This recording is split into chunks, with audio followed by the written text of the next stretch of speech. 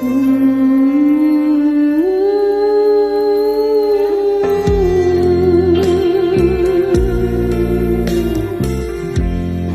ក្តីសុខសាន្តពីម្ចាស់សូគាប្រទានដល់មនុស្សគ្រប់គ្នាសូមក្តីមេត្តាករណានៃទ្រង់គង់វង្សអង្គការសូមឲ្យមនុស្សលោកបានយល់បានស្គាល់ម្ចាស់ដាបានផ្ដល់រស្មីជីវិតទ្រង់ជាព្រះដែលបង្កើតលោកា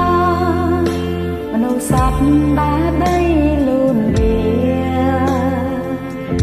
រឹកគីមរគីបាក់សៃបាក់សាមកឆាក្នុងទឹកជ្រួដងអូបបតាវព្រឹកទុនលែសាក់មកនឹងទ្រង់របស់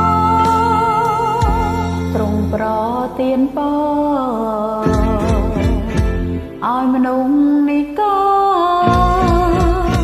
ព្រោះដោយអំណរបង្កើតកូនចៅ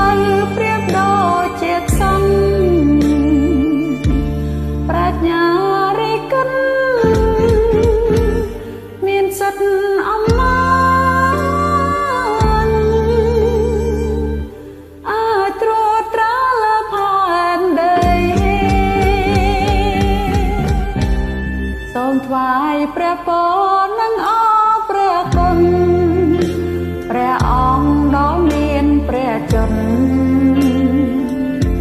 ពងពីយូរលង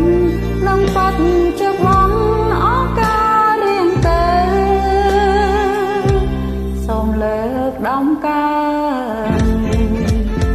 សូមថ្វាយសេរីចង់អើយសូមទ្រង់សពព្រះハរតីទ្រង់ប្រទានពរឲ្យមនុស្សនេះ